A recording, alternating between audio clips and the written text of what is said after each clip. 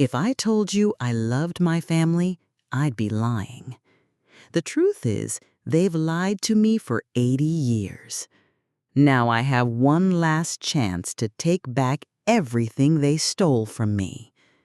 I know they'll try to stop me, but they'll learn they've underestimated an old woman. My name is Eleanor Blackwood, and at 84, I've earned every one of my wrinkles. Most people look at me and see just another old lady with silver hair and arthritis-twisted fingers. They don't see the fire that still burns inside. They don't know what I'm capable of. The story begins, as many do, with a death. My younger sister Margaret passed away last month after a short battle with pneumonia. We weren't close, hadn't been for decades, but blood is blood, so I attended her funeral in Boston. The service was what you'd expect: somber music, polite conversation, distant relatives pretending they cared. Her son Richard, my only nephew, handled everything with the efficient detachment of someone checking items off a to-do list. "Aunt Eleanor," he said afterward, handing me a small package wrapped in brown paper. "Mother wanted you to have this." I took it, surprised. Margaret and I hadn't exchanged gifts since 1972. "What is it?" I asked. Richard shrugged. "No idea. Her lawyer delivered it with instructions that it go to you unopened." I tucked it into my purse, suspecting it was probably some old family photo album or worthless trinket, Margaret's idea of a final peace offering. Back in my hotel room that night, I finally unwrapped it. Inside was a small leather-bound journal and a tarnished key. The journal was my mother's diary from 1943, the year our family fled Europe. I recognized her handwriting immediately. Elegant, yet practical, just like she was. I opened to the first page and began reading. By dawn, my world had shattered. The paintings had never been destroyed. The story my parents told, that our family's art collection had been bombed during the Dresden raids, was a lie. According to my mother's diary, my father had secretly shipped 7 masterpieces to America before the war intensified. Paintings by Vermeer, Klimt, Monet, works that had been in our family for generations. But here's where it gets complicated. My mother wrote that my father's brother, Uncle Walter, had helped arrange the transport. The same Uncle Walter who went on to become the patriarch of the American branch of our family, the wealthy, respected side, the side that never struggled like we did. The final entry, dated December 1943, contained a coded message about the painting's location and a warning. "Walter cannot be trusted with this. Tell no one but Margaret when she's of age." I felt a chill. My mother had died in 1946, when I was 9 and Margaret only 6. Whatever she knew about those paintings died with her. Or so I thought. The fact that Margaret had kept this diary from me for all these years, only to return it upon her death, meant one thing. She had known about the paintings. Perhaps she had even found them. I studied the key that came with the diary. It was old, ornate, the kind that might open a safe deposit box or a storage locker. There was no indication of where it might be used. I got up and looked out the hotel window at the Boston skyline. Somewhere out there was my family's legacy. Not just valuable paintings, but my true heritage. For decades, I'd lived a modest life as a retired librarian in Arizona, while the American branch of the family, Uncle Walter's descendants, had enjoyed wealth and privilege. Had they known? Had they somehow found the paintings and kept them for themselves? Or were the masterpieces still hidden, waiting to be discovered? One thing was certain. I wouldn't find answers in this hotel room. I needed to see Richard again, to ask him what else he knew about his mother's final wishes. And I needed to pay a visit to my cousins, particularly Morton, Walter's son, who now ran the family's investment firm. At 84, most people are winding down their lives. I was about to embark on the greatest adventure of mine. The next morning, I called Richard and asked to meet for coffee. He seemed surprised, but agreed to see me at a cafe near his office. When I arrived, he was already seated, checking his watch impatiently. "Aunt Eleanor, I have a meeting in 40 minutes, he said as I settled into the chair across from him. "This won't take long," I replied, studying his face. Richard had always been a serious child, and he'd grown into an even more serious man. At 52, his hair was already mostly gray, his face lined with the strain of whatever important work he thought he was doing. "I need to ask you about your mother," I said directly. "Did she ever mention our family's art collection, the one from before we came to America?" Something flickered in his eyes. Surprise, maybe, or caution. "Art collection? No. Why would she?" I pulled out my mother's diary and placed it on the table. Because according to this, our family owns several valuable paintings that were smuggled out of Europe during the war, paintings that should have been part of our family's legacy. Richard's expression didn't change, but I noticed his fingers tightening around his coffee cup. "Aunt Eleanor, with all due respect, that diary is nearly 80 years old. Whatever paintings might have existed are long gone." "Are they?" I leaned forward. "Your mother kept this diary hidden her entire life, only to have it delivered to me after her death. That suggests she thought it was important. Or she was simply returning a family heirloom." He glanced at his watch again. "Look, I know Mother was always interested in family history, but I never heard her mention any valuable art." I wasn't convinced. There was something in his manner, a careful distance perhaps, that made me suspicious. "What about the key?" I asked. "Did Margaret have a safe deposit box, a storage unit?"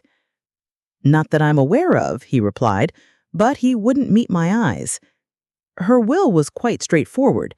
The house goes to me, and her personal effects were distributed according to her instructions. There was no mention of anything else." I decided to change tactics. "How's your cousin Jennifer? I haven't seen her in years." The question seemed to catch him off guard. Jennifer was Morton's daughter, and the last I'd heard, she worked at the family's investment firm. "She's fine," he said stiffly, "busy with the foundation." "The foundation?" "The Blackwood Family Foundation. It funds arts education, historical preservation, that sort of thing." Now that was interesting. An arts foundation run by the American branch of the family, the same branch that might have benefited from our lost paintings. "I'd love to see her while I'm in town," I said casually. "Perhaps you could arrange a lunch." Richard checked his watch a third time and stood up. "I'm sorry, I really have to go. I'll text Jennifer and see if she's available, but she travels a lot for work." As he hurried away, I remained at the table, thinking. Richard was hiding something, that much was clear. But was it knowledge about the paintings or something else? I paid for my coffee and left the cafe, heading toward the Boston Public Library. If I was going to unravel this mystery, I needed to learn more about the current generation of American Blackwoods and their foundation. At the library, I used one of the public computers to search for information. The Blackwood Family Foundation had been established in 1973 by Walter Blackwood, suspiciously soon after my last communication with Margaret. The foundation supported arts education and maintained a private collection of European art, though the website didn't detail specific works. More interesting was a recent news article about a gala celebrating the Foundation's anniversary. There was a photo of Morton, now in his 70s, standing in what appeared to be his home office. Behind him hung a small landscape that made my heart stop. Though the painting was partially obscured, I recognized it immediately. It was a Monet, one that had hung in our family's Dresden home, one that my mother had specifically mentioned in her diary. I printed the article and studied the photo more carefully. There was no mistaking it. Somehow, the American Blackwoods had at least one of our family's paintings, which meant they probably had them all. As I left the library, my resolve hardened. I needed to see that painting up close, to confirm my suspicions. And to do that, I would need to get inside Morton Blackwood's home. I checked out of my hotel that afternoon and moved to a modest bed and breakfast in Cambridge. If I was going to investigate my family, I needed to stay under the radar. Richard undoubtedly would have reported our conversation to Morton by now, and I didn't want them tracking my movements. The next morning, I received a text message from an unknown number. "Ms. Blackwood, this is Jennifer. Richard mentioned you wanted to meet. I can do lunch tomorrow at the Wharf Restaurant, 1 p.m. I smiled to myself. Jennifer taking the initiative to contact me directly was unexpected, but welcome. Perhaps not all the American Blackwoods were cut from the same cloth as Morton and Richard. I spent the day researching. The librarian in me never really retired, and I still knew my way around archives and databases.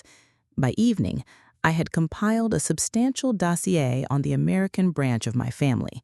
Walter Blackwood had arrived in Boston in 1940 with almost nothing, yet by 1950, he had established a successful investment firm. The timing aligned perfectly with when he might have gained possession of our family's art. A collection of that value could have provided the capital he needed to start his business. His son Morton had expanded the firm and established the Foundation, effectively laundering the family's questionable acquisition through philanthropy. And now Morton's daughter Jennifer ran the Foundation's day-to-day operations. The question was, did Jennifer know the truth about where her family's initial wealth had come from? The next day, I arrived at the Wharf Restaurant 15 minutes early and requested a table with a view of the entrance. I wanted to observe Jennifer before she saw me. At precisely 1 p.m., a tall woman in her 40s walked in. She had the Blackwood features, dark hair, strong jaw, alert eyes, but carried herself with a confidence I found immediately appealing. She scanned the restaurant, and I raised my hand slightly. "Aunt Eleanor," she said as she approached, using the familial term even though we weren't directly aunt and niece. "It's been years. You look wonderful." "Thank you for making time to see me, Jennifer. And please, call me Eleanor." After we ordered, Jennifer got straight to the point. "Richard mentioned you found something of your mother's. A diary?" So Richard had shared our conversation. I nodded slowly. "Yes, it contained some surprising information about our family history." "The art collection," she said, watching me carefully. I tried not to show my surprise. "You know about it?" Jennifer folded a napkin precisely, a gesture that reminded me of my mother. "I've heard stories. Grandfather Walter mentioned European paintings, family treasures lost in the war. Not lost, transported to America for safekeeping by your grandfather and my father." She took a sip of water. "That's not the story I was told." "I'm sure it isn't, but my mother's diary tells a different tale, and I have reason to believe your family has possessed those paintings all these years." I expected defensiveness, perhaps even anger. Instead, Jennifer looked troubled. "Eleanor, I need to tell you something," she said, lowering her voice. "About 6 months ago, I was cataloging some of the Foundation's holdings when I found discrepancies in the provenance records." "Provenance records?" "Documentation of ownership history for artworks. Several pieces in our private collection had gaps between 1940 and 1950. When I asked my father about it, he became evasive. Which pieces? 7 paintings, European masters. They're kept in a secure storage facility, not displayed publicly. 7. The exact number mentioned in my mother's diary. Jennifer, I said carefully, those paintings belong to my parents. They should have been shared with our entire family, not just Walter's descendants. She nodded slowly. I suspected something wasn't right. That's why I've been investigating quietly. She reached into her bag and pulled out a small flash drive. This contains copies of all the records I found, including photographs of the paintings. I want you to have it. I stared at the drive, then at Jennifer. Why are you helping me? She met my gaze steadily. Because I believe in doing what's right, even when it's difficult, especially when it involves family. As I took the flash drive, I felt a surge of gratitude. I hadn't expected to find an ally within the American Blackwoods, least of all Morton's daughter. My father doesn't know I'm meeting you, and he wouldn't approve if he did. Whatever happened with those paintings, he's determined to protect the family legacy, his version of it anyway. What about Richard? Your cousin seemed quite concerned about my questions. Jennifer's expression hardened slightly. Richard works closely with my father. They share the same priorities. We finished our lunch with lighter conversation, but as we prepared to leave, Jennifer gripped my hand tightly. Be careful, Eleanor, she whispered. There's more at stake here than just paintings. My father, he won't give them up without a fight. Back at the bed and breakfast, I plugged the flash drive into my laptop. Jennifer had been thorough in her documentation. There were photographs of all 7 paintings, scans of questionable provenance records, and notes from her own investigation. The paintings were exactly as my mother had described: a Vermeer domestic scene, 2 Monets, a small Klimt, and 3 works by lesser-known but still valuable German expressionists. Based on Jennifer's research, their collective value would be well over $30 million today. But more shocking than the paintings themselves was a scanned letter Jennifer had found in the Foundation's archives. Dated 1949, it was from Walter to my father. Brother, I've secured the collection in a safe location as we discussed. However, given your recent financial difficulties, I propose a new arrangement. Allow me to utilize the paintings as capital for my business ventures. In return, I'll provide for your family's immediate needs and ensure your daughters receive proper educations. Once the business is established, we can renegotiate ownership of the collection. My hands shook as I read it. This letter proved Walter had essentially leveraged our family's desperate situation to gain control of the paintings. And while he had indeed paid for my and Margaret's schooling, the promised renegotiation had never happened. Another document caught my eye. A trust agreement established in 1972, the year before the foundation was created. It stipulated that the 7 paintings would remain in the control of Walter's direct descendants, with no mention of my father's line. I sat back, processing this information. My father had died in 1970, never having reclaimed his property. Had Margaret discovered these documents afterward? Is that why she'd stopped communicating with me in 1972? Had she confronted the American Blackwoods and been somehow silenced or bought off? A knock at my door startled me. Through the peephole, I saw a young man in a hotel uniform holding an envelope. "Delivery for Ms. Blackwood," he said when I opened the door. I thanked him, closed the door, and examined the envelope. My name was typed on the front with no return address. Inside was a single sheet of paper with the typed message. "Eleanor, you're asking dangerous questions. The paintings are where they belong. For your own safety, go home and forget about this. This is your only warning." No signature, of course. I wasn't surprised by the threat. In fact, I'd expected something like this after meeting with Jennifer. What surprised me was how little it frightened me.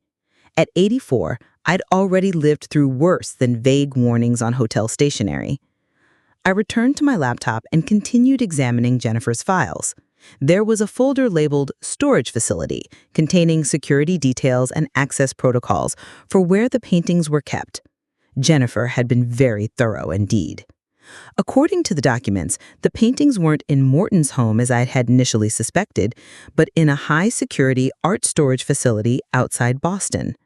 The foundation regularly rotated which works were displayed at their offices and which remained in storage. The flash drive also contained employee schedules, alarm codes, and even a copy of Jennifer's own access badge. She had given me everything I would need to retrieve the paintings, or at least document their existence. Was this a trap? I considered the possibility. Jennifer could be working with her father, using me to reveal how much I knew. But my instincts told me she was genuine. The detail and care in her documentation spoke of someone troubled by a family secret, someone trying to right a wrong. I made myself a cup of tea and formulated a plan. I would need to visit the storage facility, but I couldn't go alone. At my age, I'd stand out too much, and my arthritis would make any quick movements difficult.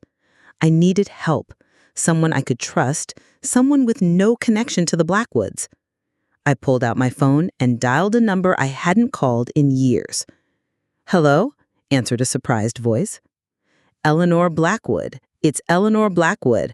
I need your help with something unconventional." "Miss Blackwood," he said, his voice warming. "It's been too long. What kind of unconventional help are we talking about?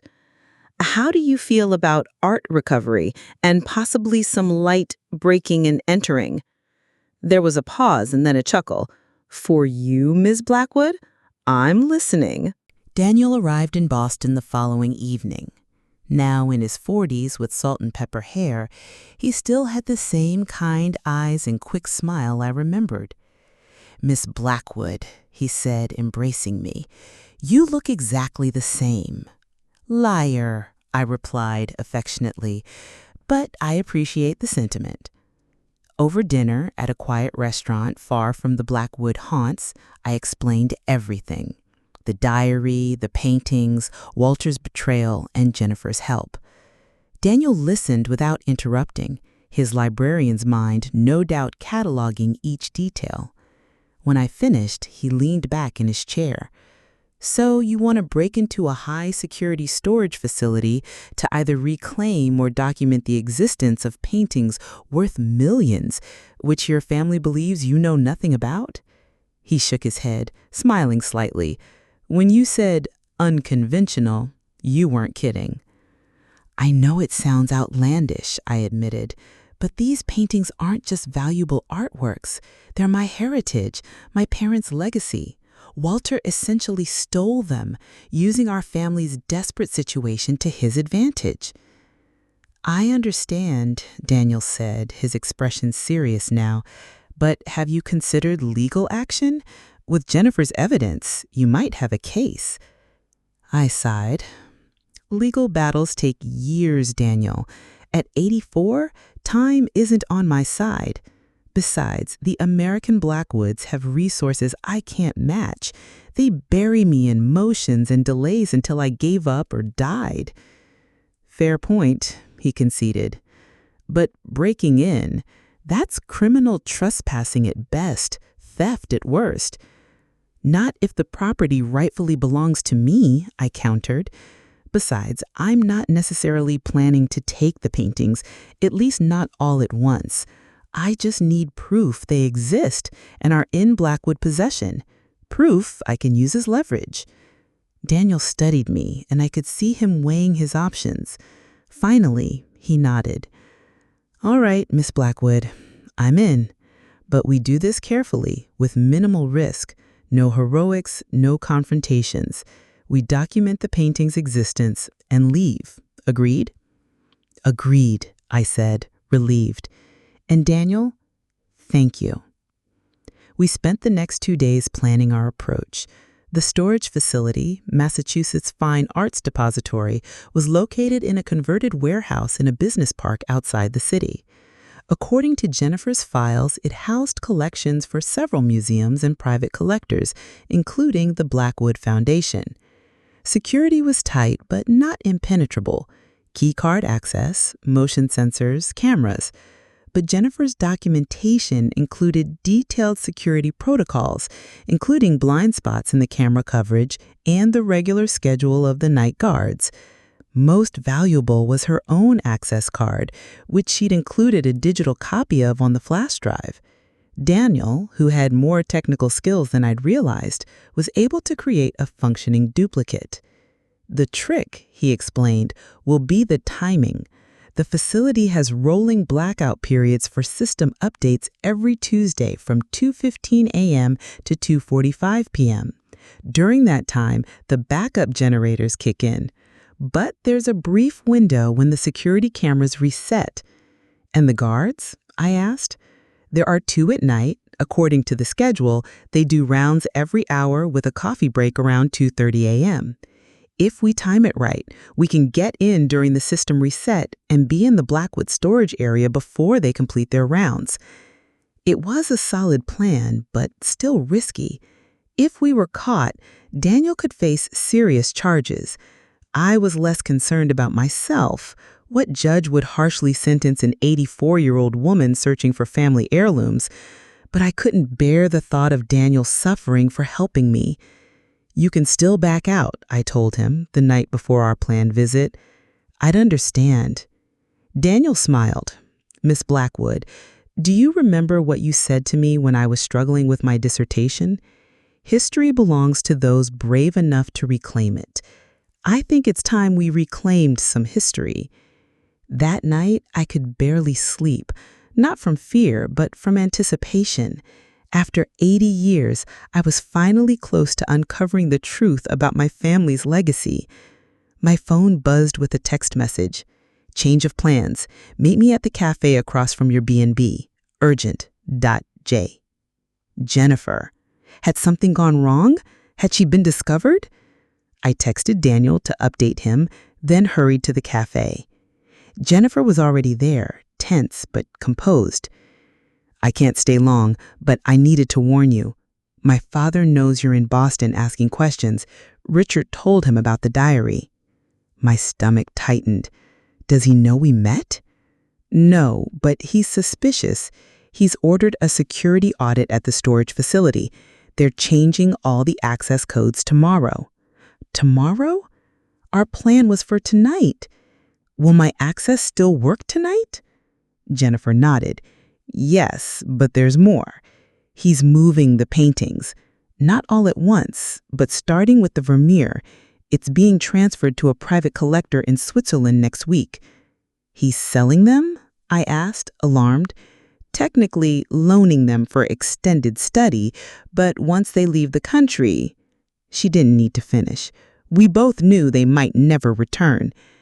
Thank you for telling me, I said, reaching for her hand. She squeezed mine briefly, then stood. Be careful, Eleanor, and whatever happens, I can't help you further, for both our sakes. As she left, I texted Daniel, plans unchanged, but urgency increased. The window is closing. At 1:30 a.m., Daniel picked me up in a rented car with tinted windows. We were both dressed in dark clothing, though I'd refused to wear the black beanie he'd bought me. Some concessions to dignity must be made, even during covert operations. Ready? He asked as we drove toward the storage facility. As I'll ever be, I replied, trying to ignore the nervous flutter in my chest.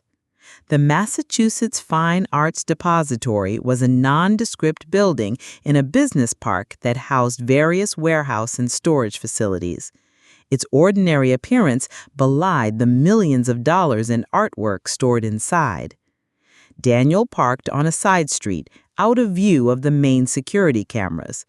According to Jennifer's information, the employee entrance on the east side had a blind spot in its camera coverage between 2:10 and 2:20 a.m. during the system reset.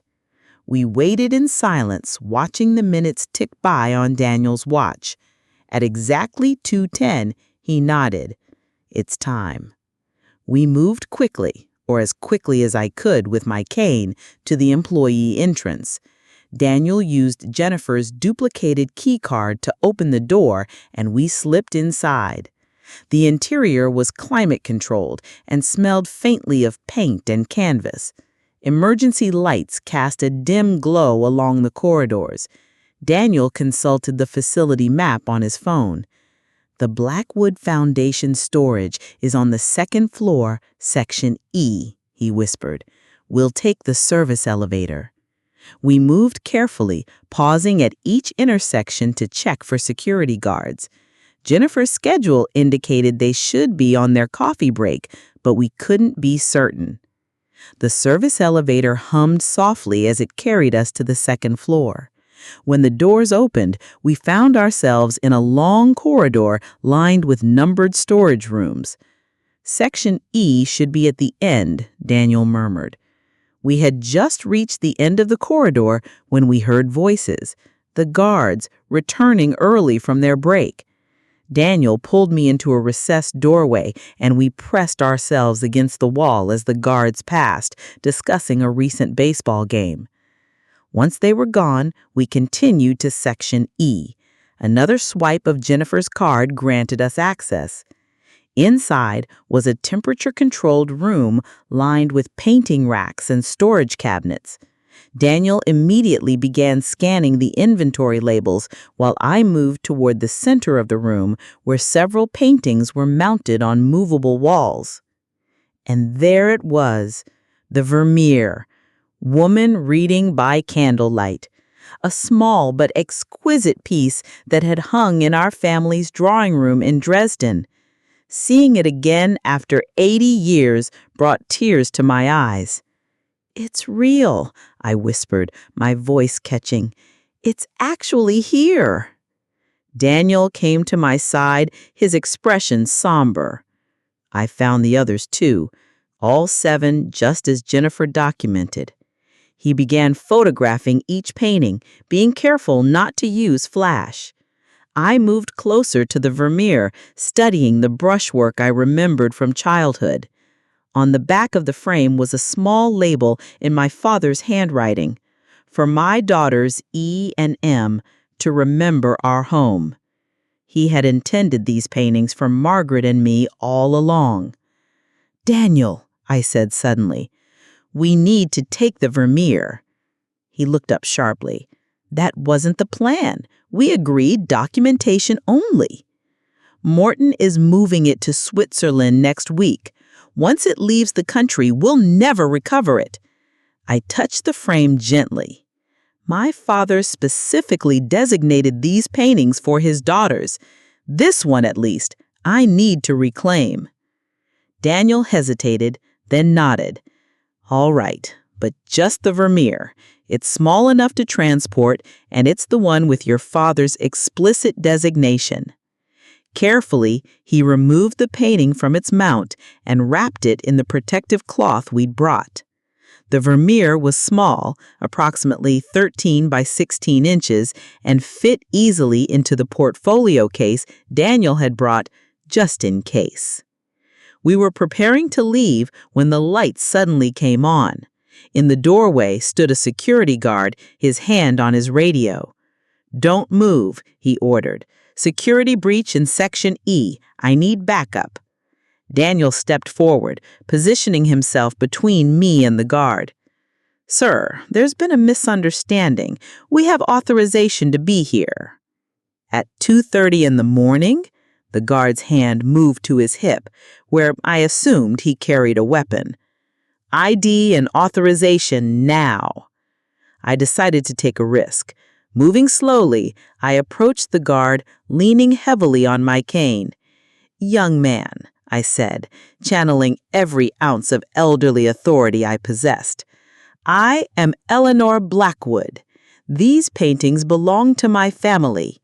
If you check with Jennifer Blackwood at the foundation, she'll confirm we have permission to be here." The guard's expression wavered between suspicion and uncertainty. "Blackwood? As in the Blackwood Foundation?" "Precisely," I said with as much dignity as I could muster. Now, if you'll excuse me, my assistant and I need to finish our inventory." For a moment, I thought it had worked. The guard lowered his radio slightly. Then his eyes narrowed as he spotted the portfolio case. "What's in the case?" he demanded. Before Daniel or I could respond, a new voice joined the conversation. "I believe that would be my family's property." Morton Blackwood stood in the doorway, his tall frame imposing even in the middle of the night. He wore an expensive overcoat over pajamas, his silver hair disheveled. Behind him stood Richard, looking thoroughly uncomfortable. "Hello, Cousin Morton," I said calmly, though my heart was racing. It's been a long time. Morton Blackwood's cold eyes assessed me, then Daniel, then the portfolio case. His mouth twisted into something approximating a smile. "Eleanor," he said, "this is a surprise. Most people your age are asleep at this hour, not breaking into private storage facilities." "It's hardly breaking in when the property rightfully belongs to me," I replied, keeping my voice steady. Morton turned to the guard. "Thank you for your diligence. You can go now. This is a family matter." The guard hesitated, then nodded and left, closing the door behind him. Now it was just the four of us: Morton, Richard, Daniel, and me. The air felt charged with tension. "I assume you found Margaret's little diary," Morton said, moving further into the room. She always was sentimental about family history. "Did she confront you too? Is that why she stopped speaking to me in 1972? A flicker of something, regret perhaps, crossed Morton's face. "Margaret made her choices, as did my father and yours. Your father manipulated mine during a desperate time. He promised to safeguard our family's treasures, then used them to build his fortune while we struggled." "Safeguard?" Morton laughed without humor. "Do you have any idea what would have happened to these paintings if they'd stayed with your father? He was drinking heavily after the war, making bad investments. They would have been sold off piece by piece to cover his debts. That wasn't your father's decision to make, and it certainly wasn't his right to establish a foundation that excluded my sister and I from our inheritance." Morton sighed, as if dealing with a difficult child. "Eleanor, be reasonable. These paintings have been in foundation ownership for over 50 years. They've been properly maintained, studied, occasionally exhibited. They've contributed to arts education through our programs. Would you rather they had hung on your apartment wall, seen by no one?"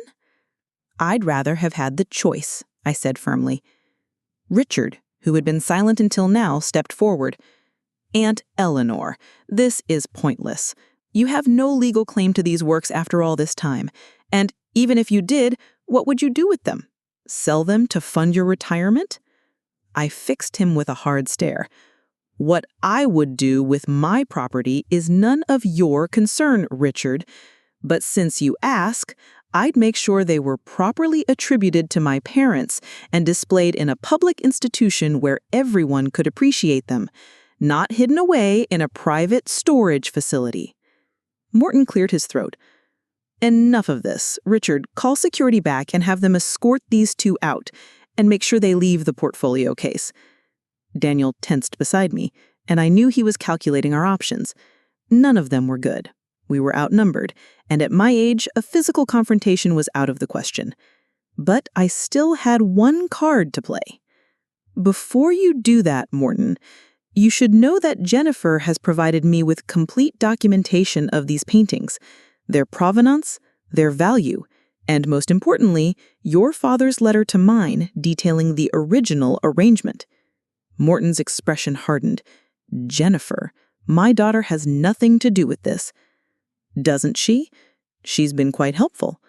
In fact, all the information has already been sent to my lawyer with instructions to release it to the press if anything happens to me or Daniel."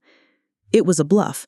I had no lawyer waiting for documents, but I delivered it with such conviction that doubt flickered across Morton's face. "You're lying," Richard said. But he sounded uncertain. I smiled thinly. Am I? Jennifer found the letter, Morton. The one where your father promised to renegotiate ownership once his business was established. That never happened, did it? Morton's jaw tightened. My father provided for your education, your housing, a fraction of what these paintings are worth, and nothing compared to what your family gained. The Blackwood Foundation, the investment firm, your family's social standing, all built on stolen art? Morton's composure slipped for a moment. You have no idea what you are talking about. My father built this family's legacy through hard work and smart investments. Investments funded by art that wasn't his to use, I countered. I wonder how the board of your foundation would feel about that, or the museums you partner with. Art provenance scandals can be so messy. A heavy silence fell in the room. I could see Morton calculating his options, weighing the potential scandal against the value of the paintings. Finally, he spoke. What exactly do you want, Eleanor? Recognition and restitution, I said firmly. I want acknowledgement that these paintings belonged to my parents and were intended for Margaret and me, and I want a fair share of their value, not just for myself, but to establish a proper memorial to my parents' legacy. Morton and Richard exchanged glances. Richard shook his head slightly, but Morton raised a hand to silence him. I might be willing to discuss some form of settlement, he said carefully, but it would require absolute discretion. No press, no public statements. I'm not interested in scandal for its own sake, but I am interested in justice. Morton nodded slowly. We can discuss terms tomorrow in a more appropriate setting. For now, I suggest you leave the paintings, all of them, where they are. I gripped the portfolio case tighter. The Vermeer comes with me, as a show of good faith. My father explicitly designated it for his daughters. And Eleanor, be reasonable, Richard began, but Morton cut him off. Fine, he said tersely. Take the Vermeer. But understand this, if any word of tonight's incident reaches the press, any potential agreement is void. Daniel looked at me questioningly. I nodded, and he secured the portfolio case. We'll be in touch, I said, moving toward the door with as much dignity as I could muster. As we left, I heard Richard hiss to Morton, You can't seriously be considering— Not now, Morton snapped. We need to contain this. Outside, the night air felt clean after the tension of the storage room. Daniel guided me quickly to the car, and we drove away in silence. Only when we were several miles from the facility did he speak. That was unexpected, he said, his voice tight with residual adrenaline. Do you think Morton will honor any agreement? I opened the portfolio case and gently touched the wrapped Vermeer. Not willingly, but he'll do whatever is necessary to protect the Blackwood name and foundation. That gives us leverage. And Jennifer? Will there be consequences for her? I hadn't considered that. Morton would surely suspect his daughter's involvement once he had time to think. We need to warn her, I said, pulling out my phone. But before I could text, a message from Jennifer appeared. Father just called. He knows. Don't contact me again. Do what you must with the information I gave you. I showed Daniel the message, my heart heavy. Jennifer had risked everything to help me, a relative she barely knew because she believed in doing what was right.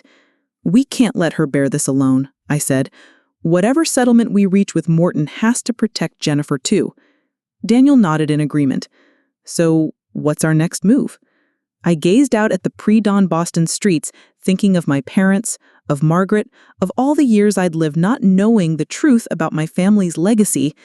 Now, I said, we prepare to negotiate from a position of strength. I spent the morning securing the Vermeer in a safe deposit box at a bank unaffiliated with the Blackwood businesses. Daniel insisted on accompanying me, concerned about Morton or Richard making some desperate attempt to retrieve the painting. They're businessmen, not criminals, I told him as we left the bank. They care about their reputations too much to try anything overtly illegal. They cared about their reputations too much to let you walk out with the painting, and yet here we are, Daniel countered. Don't underestimate what people will do when millions of dollars are at stake. He had a point. While Morton had agreed to negotiations, he'd done so under duress. There was no guarantee he wouldn't try to undermine my position before our meeting. When we returned to the bed and breakfast, the owner informed me that I'd had a visitor, a well-dressed older gentleman who left his card. Morton had wasted no time in tracking me down. The card had a handwritten note on the back. 12 p.m., the Blackwood Foundation offices, come alone. You're not going alone, Daniel said immediately. Of course not, I agreed. But we should be strategic about this. Morton will have his lawyers present. We need representation as well. Daniel frowned. On such short notice? And who could we trust with something this sensitive? I smiled. As it happens, I do know a lawyer in Boston, one who specializes in art restitution cases. During my research at the library, I'd come across the name of Catherine Chen, an attorney who had successfully represented families seeking to recover artwork looted during World War II. I'd made a note of her contact information, thinking she might be useful if my investigation led to legal action. A quick call confirmed she could meet us immediately. Within an hour, we were seated in her downtown office, explaining our situation. Catherine listened attentively, asking occasional clarifying questions. When I finished, she leaned back in her chair, her expression thoughtful. This is a complex case, Miss Blackwood. The statute of limitations for property recovery has long expired. However, the documented evidence of the original agreement between your father and uncle creates an interesting angle. It suggests a breach of fiduciary duty that might still be actionable. So we have legal grounds? Daniel asked, hopefully. Maybe, Catherine said cautiously, but litigation would be lengthy and expensive with no guarantee of success. The Blackwoods have resources and connections you don't. Which is why Morton agreed to negotiate, I pointed out. He wants to avoid a public dispute as much as I do, albeit for different reasons. Catherine nodded. That gives you leverage. The question is how to use it effectively. We spent the next hour strategizing. By the time we left for the Blackwood Foundation offices, I felt prepared for whatever Morton might try. The foundation occupied the top floor of a sleek downtown building. The reception area featured tasteful modern art, none of my family's paintings, I noted with irony. Morton was waiting in a conference room, along with Richard and two people I assumed were lawyers. He raised an eyebrow when he saw Catherine. I said, come alone, Eleanor. And I decided that was unwise, I replied calmly, taking a seat across from him. This is Catherine Chen, my attorney. Morton's mouth tightened, but he introduced his own legal team, a corporate attorney and an art law specialist. I've reviewed the situation, and I'm prepared to offer you a settlement, $1 million, in exchange for your silence and a signed statement renouncing any claim to the paintings. Catherine didn't even glance at me before responding. That's entirely inadequate, Mr. Blackwood. The Vermeer alone is worth at least $10 million. The entire collection approaches $50 million by current market valuations. Values my family's stewardship has helped establish, Morton countered. When these paintings came into my father's possession, they were worth a fraction of that. Came into possession is a creative way to describe what happened, I said quietly. Your father took advantage of our family's vulnerable position to gain control of our property, then deliberately excluded us from our rightful inheritance. Morton's lawyer leaned forward. These accusations are both unprovable and potentially defamatory, Miss Blackwood. I advise caution in how you proceed. Catherine smiled thinly. They would be unprovable if my client didn't have extensive documentation, including Walter Blackwood's own letter explicitly acknowledging the temporary nature of the arrangement. She opened a folder and slid a copy of the letter across the table. Morton didn't look at it. He already knew what it contained. "What exactly are you seeking?" he asked me directly. I met his gaze steadily. 3 things. First, formal acknowledgement that these paintings belonged to my parents and were wrongfully withheld from my daughters. Second, a place for me on the foundation board with specific oversight of these 7 paintings and how they're displayed and attributed.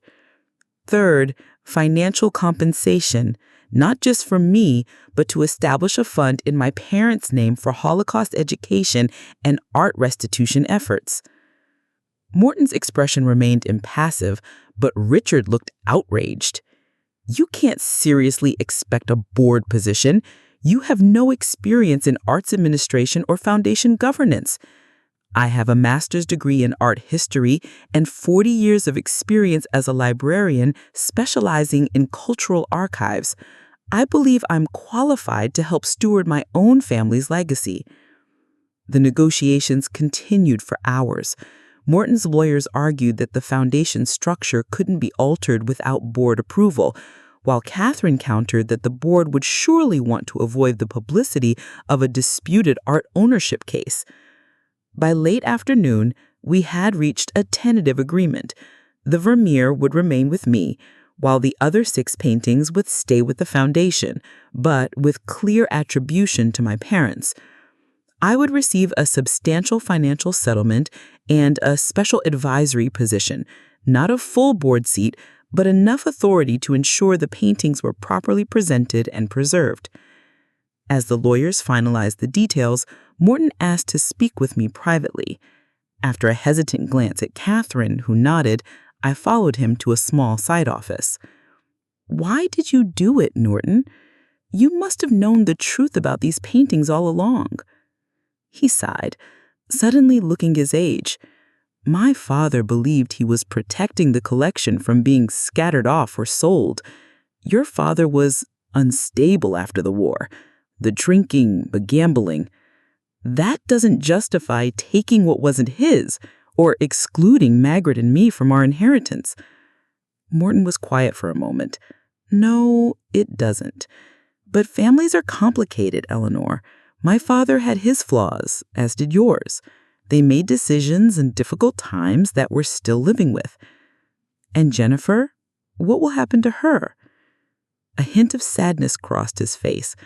"My daughter has her own sense of justice, it seems. We'll work through this, just as you and I are doing now." I wasn't entirely reassured, but I had to trust that Jennifer could handle her own relationship with her father. As I turned to leave, Morton spoke again. "The Vermeer. It really was your favorite, wasn't it, even as a child?" I paused, surprised. "Yes. How did you know?" "Margaret told me, years ago. She said you used to sit in front of it for hours making up stories about the woman in the painting." The memory hit me with unexpected force. Myself, at 7 or 8, cross-legged on the floor of our Dresden home, imagining the life of the woman reading by candlelight. "Margaret remembered that?" Morton nodded. "She remembered a lot about you, Eleanor, more than you might think." The settlement was finalized within a week. Catherine's expertise proved invaluable in ensuring every detail was properly documented and legally binding. The financial terms were generous. $5 million for me personally, and another $3 million to establish the Heinrich and Eva Blackwood Memorial Fund for arts education and restitution. More significant to me was the agreement regarding the paintings. The Vermeer would remain mine, while the other 6 works would stay with the foundation, but with proper attribution to my parents. Each painting would bear a small plaque acknowledging its provenance. From the collection of Heinrich and Eva Blackwood, survived by their daughters Eleanor and Margaret. My new role as special advisor to the foundation would ensure I had input on how the paintings were displayed and loaned. It wasn't the full board seat I'd initially demanded, but it gave me enough authority to protect my parents' legacy. "You've achieved something remarkable," Daniel told me as we celebrated over dinner. "Most restitution cases drag on for years, if they succeed at all." We had leverage, I acknowledged. And Morton, for all his faults, understood the value of family legacy. In his own way, I think he wanted to make things right. Daniel raised his glass. "To Eleanor Blackwood, who taught me that it's never too late to reclaim what's rightfully yours." I smiled, thinking of how far we'd come in just 2 weeks.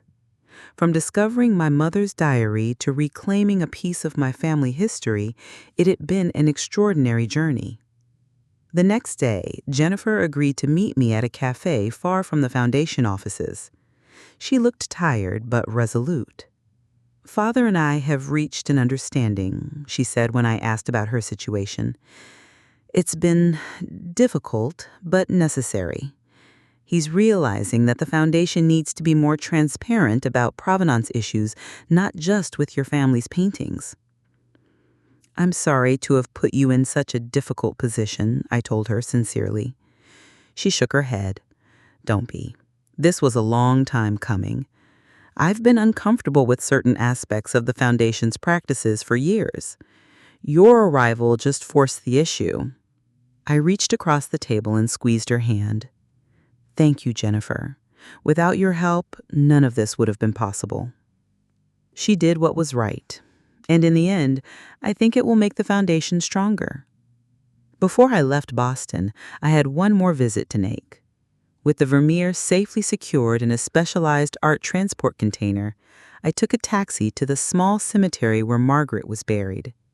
The day was crisp and clear, autumn leaves drifting across the well-maintained grounds.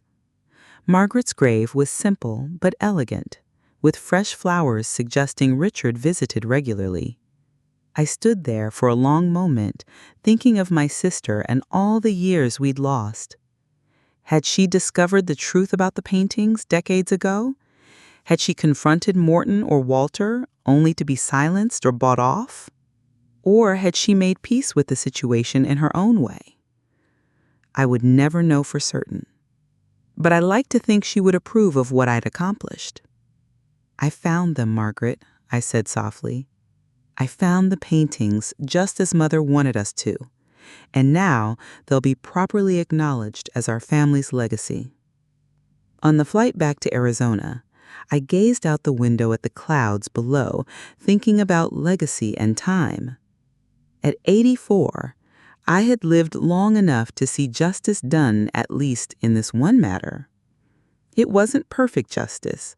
Walter had escaped accountability, and the American Blackwoods had benefited for decades from resources that should have been shared with my branch of the family. But it was something. A wrong acknowledged, a heritage reclaimed. Daniel had insisted on flying back with me, concerned about the safe transport of the Vermeer. As the plane began its descent, he asked, "What will you do with the painting?" I smiled. "Hang it in my living room for a while. Sit in front of it and make up stories like I did as a child. Then, eventually, donate it to a museum where others can appreciate it." "And the money?" he asked, cautiously. "Most of it will go to the memorial fund, but I've set aside enough for a few adventures. I'm thinking of taking a trip to Dresden to see where it all began." Daniel grinned. "I hear Dresden is lovely in the spring." "It is," I confirmed. "And I'd welcome a travel companion if you're interested." "Ms. Blackwood," he said with mock formality, "it would be my honor to accompany you on yet another unconventional adventure." As we landed, I thought about my mother's diary and the journey it had set in motion. For 80 years, I had lived without knowing the truth about my family's legacy. Now, in what might be the final chapter of my life, I had reclaimed not just a painting, but my own history. Some might say I was too old for such battles, that at my age I should have left the past buried. But they would be wrong. Age had given me perspective, patience, and a certain fearlessness that served me well in confronting Morton and the American Blackwoods. They had underestimated this old woman, a mistake I suspect they wouldn't make again. 6 months later, I stood in the central gallery of the Boston Museum of Fine Arts, watching as visitors paused to admire the special exhibition, the Blackwood Collection, A Family's Journey Through War and Reconciliation. All 7 paintings were displayed together for the first time in decades. Each bore a plaque detailing its history, not just its artistic significance, but the human story behind it. My parents' names featured prominently, along with photographs and personal artifacts that helped tell their story. The exhibition had been Jennifer's idea, proposed during one of our regular foundation meetings. Morton had initially resisted, but the positive press and public interest had won him over. Now he stood across the gallery, speaking with a museum trustee, occasionally glancing in my direction. Our relationship remained complex, not quite adversaries anymore, but not quite family either. We were co-stewards of a shared legacy, finding our way toward a new understanding. Richard had been less receptive to the changes. He'd resigned from his foundation role shortly after our settlement, unwilling to work under the new arrangement. I couldn't blame him. He'd been raised to view the American Blackwood legacy as separate from mine. "Quite a turnout," Daniel remarked, returning from a circuit of the gallery. He'd relocated to Boston to help me with my foundation work, claiming Arizona was too hot for his taste. We both knew the real reason was to ensure I had an ally in my new role. Indeed, I agreed, watching a young couple lean close to examine the Vermeer, which had pride of place in the center of the exhibition. Mother would be pleased. A soft voice behind me said, "I think she would." I turned to find Jennifer approaching, elegant in a simple black dress. We'd grown closer over the past months, finding in each other a kindred spirit. She had her grandmother's eyes, I'd realized, my mother's eyes. "The director says attendance has exceeded expectations. They're considering extending the exhibition another month." "Wonderful," I said, genuinely pleased. "And the educational programs?" "Fully subscribed. The Holocaust education component has been particularly well received by local schools." This was perhaps the most meaningful outcome of our settlement, the educational initiatives funded by the Heinrich and Ava Blackwood Memorial Fund. Through these programs, my parents' story and the larger history it represented would be shared with new generations. As we walked through the exhibition, I paused before a photograph I'd contributed, my parents on their wedding day in 1934, young and hopeful, unaware of the challenges that lay ahead. "Did you ever imagine it would turn out like this?" Jennifer asked softly. I shook my head. When I found my mother's diary, all I wanted was to know the truth. The rest evolved. "Truth has a way of demanding action," she observed. Richard approached us then, his expression carefully neutral. "Eleanor, Jennifer." He nodded to each of us. "The museum director tells me this may become a traveling exhibition. Several institutions in Europe have expressed interest." "Including Dresden?" I asked. A flicker of surprise crossed his face. "Yes, actually. How did you know?" I smiled. Just a feeling. It would be fitting, wouldn't it, for the paintings to return, even briefly, to where their journey began? Morton considered this, then nodded slowly. "Yes, I suppose it would." Later that evening, Daniel and I sat in my Boston apartment, a recent purchase as my foundation responsibilities required frequent travel from Arizona. The Vermeer hung on the wall opposite my favorite chair, where I could appreciate it daily. "You know," Daniel said, watching me gaze at the painting, "when you called me about this unconventional project, I never imagined it would lead to all this." I laughed softly. Neither did I. I was simply an old woman seeking answers. "You were never simply anything, Ms. Blackwood." I considered the journey of the past 6 months, the confrontations, the negotiations, the unexpected alliances. At 84, I had embarked on the most significant adventure of my life and emerged victorious. But the true victory wasn't just in reclaiming the paintings or securing the settlement. It was in honoring my parents' memory, in ensuring their story wouldn't be forgotten, and perhaps most surprisingly, in forging new connections with the American branch of my family. Complicated, imperfect connections, but real ones nonetheless. "What's next?" Daniel asked, refilling our teacups. "Now that the exhibition is launched and the foundation work is established." I smiled, thinking of the itinerary on my desk for our upcoming trip to Dresden. "There's always another chapter, Daniel. Always another truth to uncover, another wrong to right." He raised his cup in a toast. "To the next chapter, then." "Indeed," I agreed, lifting my own cup. "And to underestimated old women everywhere." As evening settled over Boston, I gazed once more at the Vermeer, at the woman reading by candlelight, absorbed in her own world. For decades, I had carried the faint memory of this painting in my heart. Now it had returned to me, bringing with it not just a reconnection to my past, but an unexpected new beginning. They had underestimated me, this old woman with silver hair and arthritis-twisted fingers. They had thought me too frail, too past my prime to challenge them. They had been wrong. And in proving them wrong, I had reclaimed not just my family's legacy, but my own power. Sometimes the most important battles come when we least expect them, when we think our fighting days are done. Sometimes the greatest adventures begin in our final chapters. Sometimes an old woman with a diary and a determined heart can change everything.